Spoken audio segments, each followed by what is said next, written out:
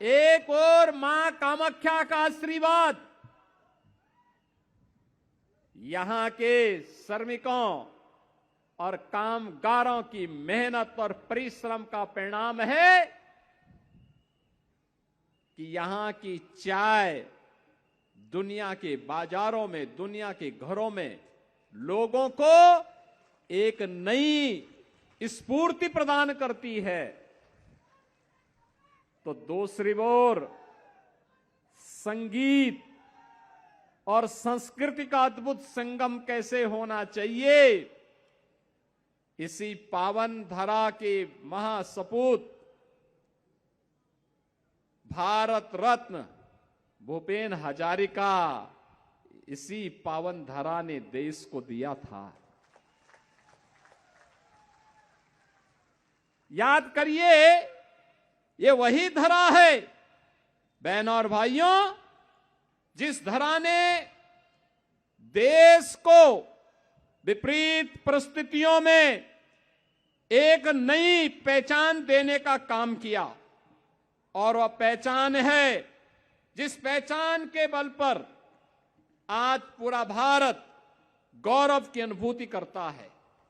बहनों और भाइयों, ये भारतीय जनता पार्टी की सरकार है, जिस सरकार ने आज इस पावन धरा से जुड़ी हुई इन विभूतियों को, उनके देश के प्रति योगदान को, असमिया संस्कृति को संरक्षण करने के कारण उन्हें सम्मानित करने का काम किया है। और उस परंपरा में याद करिए, आज के भारत के यशस्वी प्रधानमंत्री श्री नरेंद्र मोदी जी ने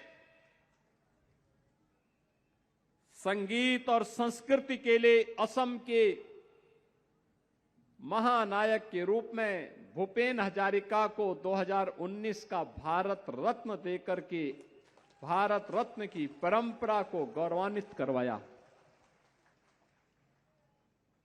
सरदार अटल बिहारी वाजपेयी जी जब प्रधानमंत्री थे 1999 में,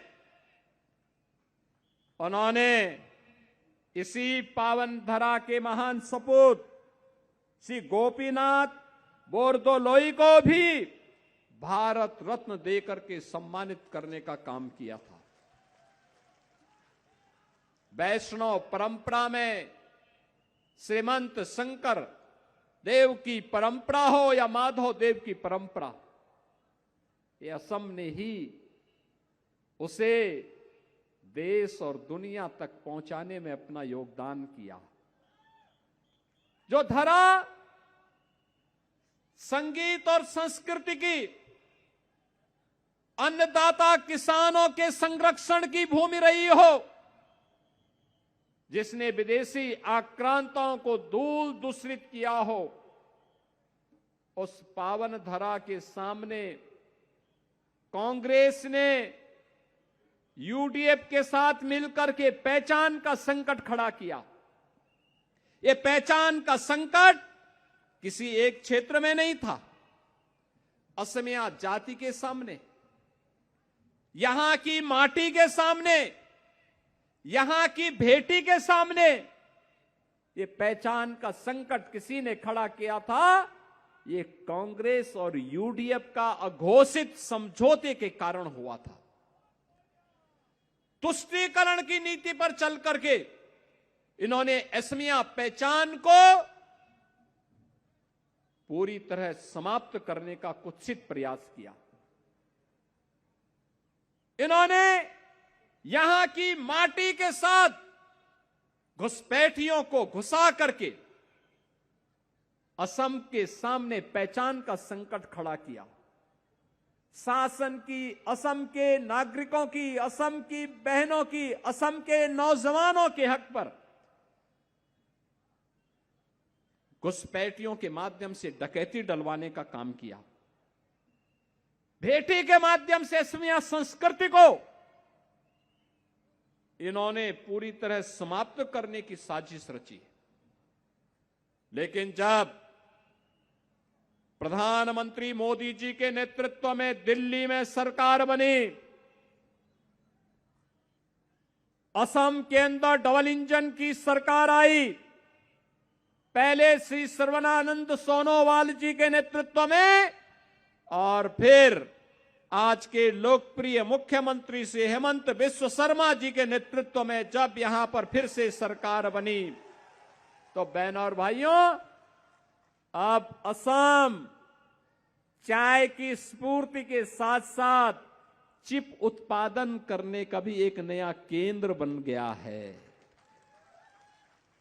अब डबल इंजन की ये सरकार असम के पहचान को तो संरक्षित कर ही रही है। असमिया संगीत, असमिया संस्कृति, असमिया से जुड़े हुए महापुरुष, उनके नायक, महानायक, योद्धा, इन सबको तो सम्मान मिल ही रहा है। अब असम में विकास और विरासत का एक अद्भुत समन्वय देखने को मिल रहा है। याद करिए, मां कामाख्या का कॉरिडोर का निर्माण हो रहा है, श्रीमंत शंकर देव का कॉरिडोर और वहां की भूमि के संरक्षण का कार्य नए सिरे से प्रारंभ हुआ है। गरीबों को मिलने वाली योजना का लाभ बिना भेदभाव के उन तक पहुंचेगा। डबल इंजन सरकार ने 10 वर्ष के अंदर वह करके दिखाया है। पहले यहां के गरीब का राशन विदेशी घुसपैठिए खा जाते थे। आज असम के हर नागरिक को राशन की सुविधा का लाभ मोदी जी के नेतृत्व में और हेमंत बिस्व शर्मा जी के नेतृत्व में प्राप्त हो रहा है। उज्ज्वला योजना में रसोई गैस का सिलेंडर मिल रहा है। प्रधानमंत्री आयुष्मान भारत की स्कीम के तहत हर गरीब को 5 लाख रुपए का स्वास्थ्य की सुविधा उपलब्ध करवाने का कार्य हो रहा है। प्रधानमंत्री आवास योजना में आवास है तो नौजवानों के लिए रोजगार और नौकरी की सुविधा भी है। यहां पर अब चाय बागान में कार्य करने वाली बहनों के लिए, वहां पर कार्य करने वाले कारीगर और नौजवानों के लिए भी एक स्पेशल पैकेज की व्यवस्था है। असम के लोगों को सुविधा मिलेगी, उनका संरक्षण होगा, लेकिन एक एक घुसपैठी को निकाल बाहर करेंगे। यह भी डबल इंजन सरकार का एक संकल्प है। बहनों और भाइयों, कांग्रेस घुसपैठ कराती थी, बीजेपी घुसपैठियों को निकाल बाहर करती है। कांग्रेस दंगा करवाती थी, आज दंगा मुक्त और कर्फ्यू मुक्त असम के निर्माण के लिए डबल इंजन की भाजपा की सरकार पूरी प्रतिबद्धता के साथ कार्य कर रही है। बहनों और भाइयों, जहां भी भाजपा की सरकार आई है, ऐसे ही शांति, सुरक्षा और समृद्धि आई है। पहले उत्तर प्रदेश में हर दूसरे तीसरे दिन एक बड़ा दंगा होता था, कर्फ्यू लगता था, महीनों महीनों कर्फ्यू लगता था। उत्तर प्रदेश की आबादी आज 25 करोड़, 25 करोड़ आबादी में पिछले 9 वर्ष में नो कर्फ्यू, नो दंगा, यूपी में सब चंगा।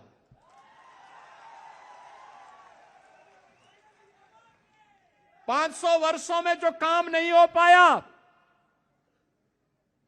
आज अयोध्या में श्री राम जन्मभूमि पर भगवान राम का भव्य मंदिर का निर्माण हो गया। भव्य राम मंदिर का निर्माण हो गया। वहां कोई उग्रवाद नहीं, कोई नक्सलवाद नहीं, किसी प्रकार का कोई अलगाववाद नहीं। और यहां तक कि सड़कों पर भी वहां नमाज नहीं पढ़ी जाती है।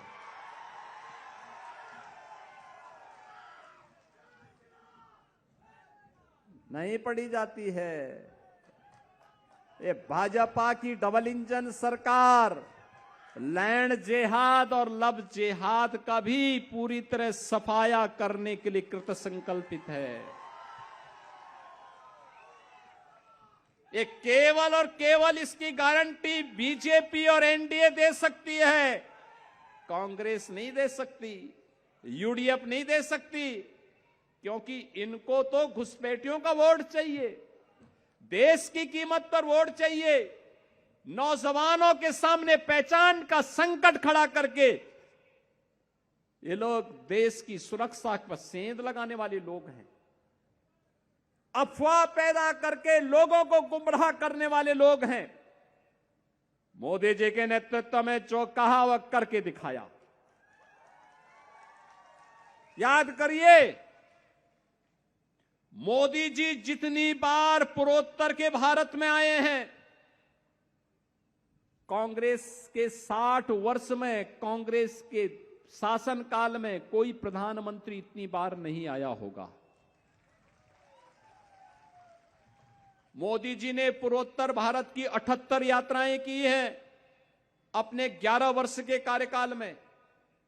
अकेले असम की 36 यात्रा की है, तब यहां सुरक्षा, शांति और सुशासन का माहौल खड़ा हुआ है। कनेक्टिविटी जो 60 वर्ष में कांग्रेस नहीं कर पाई, रोड की कनेक्टिविटी 4 लेन एंड 6 लेन की हाईवे के साथ, रेल की कनेक्टिविटी पूर्वोत्तर के हर राज्य तक, एयर कनेक्टिविटी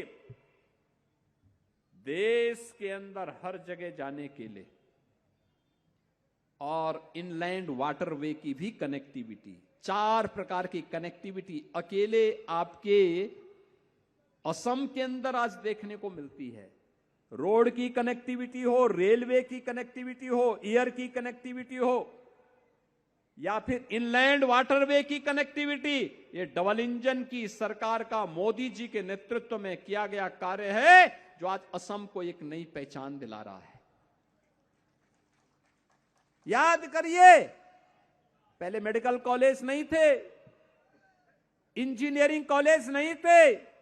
आज असम के अंदर ये डबल इंजन की सरकार ने मेडिकल कॉलेज भी बनाए हैं, इंजीनियरिंग कॉलेज भी बनाए हैं, एम्स भी बनाया है, एनआईटी दिया है, आईआईटी दिया है, आईएम दिया है, और वर्ल्ड क्लास संस्थान का एक केंद्र आज पूर्वोत्तर भारत बना है, असम बना है। पहले नौजवानों के हक पर घुसपैठिए काबिज हो जाते थे, असम के लोगों का राशन घुसपैठिए डकार जाते थे, और अब हर असम के नागरिक को उसका हक प्राप्त कराने की गारंटी मोदी जी के नेतृत्व में डबल इंजन की सरकार ले रही है। और इसीलिए तो मैं कहने के लिए आया हूं, अयोध्या में राम मंदिर का निर्माण और काशी विश्वनाथ धाम का भव्य निर्माण हो जाता है, तो मां कामाख्या का भव्य कॉरिडोर का निर्माण भी उसी भव्यता के साथ होना है, तय है। और इसकी गारंटी केवल और केवल डबल इंजन की भाजपा की सरकार दे सकती है, कांग्रेस नहीं देगी। इन नौजवानों को रोजगार की गारंटी और इन बहनों को सुरक्षा की गारंटी और स्वावलंबन की गारंटी केवल भारतीय जनता पार्टी की डबल इंजन सरकार दे सकती है। ये कांग्रेस और यूडीएफ नहीं दे सकती। ये लोग सुरक्षा में सेंध लगाने वाले लोग हैं, घुसपैठियों को भारत की संस्कृति के साथ खिलवाड़ करवाने वाले लोग हैं। इन पे विश्वास नहीं किया जा सकता, और इसीलिए मैं आप सबसे अपील करने के लिए उत्तर प्रदेश की धरा से, विशेष रूप से असम की इस धरा पे आया हूं, आप सबसे विनम्र अपील करने के लिए। हमारे यहां पर बरसोला से डबल इंजन की सरकार ने जो काम किया है, उसके दम पर से हेमंत बिस्वा शर्मा जी को दोबारा मुख्यमंत्री बनाने के लिए और असम के अंदर बीजेपी की हैट्रिक लगाने के लिए सी ऋतुवरण शर्मा को इस विधानसभा क्षेत्र से प्रत्याशी बना करके उतारा है। ऋतुपर्ण शर्मा का समर्थन देने के लिए श्री गणेश कुमार लिंबू, हमारे जो वर्तमान प्रेजेंट विधायक हैं, ये भी यहां पर उपस्थित हैं। उनका आशीर्वाद है। श्रीमती मधुस्मिता डेका हजारिका भी यहां पर आए हैं समर्थन देने के लिए और नेतृत्व देने के लिए। हमारे सांसद रणजीत दत्ता जी का आशीर्वाद तो पहले से है। आपका आशीर्वाद मिलेगा? दोनों हाथ उठा करके बोलो, दोनों हाथ उठा करके आशीर्वाद मिलेगा ना? विकसित भारत और विकसित असम के लिए डबल इंजन की सरकार आवश्यक है और विकसित होगा तब जब बरसोला में भी डबल इंजन की सरकार चलती हुई दिखाई देनी चाहिए। इसको चलाने की तैयारी है ना? सुरक्षा और सुशासन और सेवा की गारंटी तो ये हमारे रणजीत दत्ता जी, ऋतुपर्ण शर्मा जी, गणेश कुमार लिंबू जी, ये सब लोग ले लेंगे। आपका काम तो इनको मजबूती देना है, कमल खिलाना है।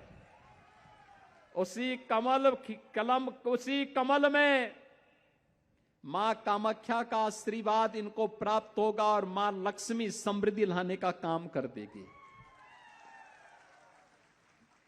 ये सब करवाएंगे ना? दोनों हाथ ला करके आशीर्वाद दीजिए। दोनों हाथ ला करके, जहां तक आवाज जा रही है।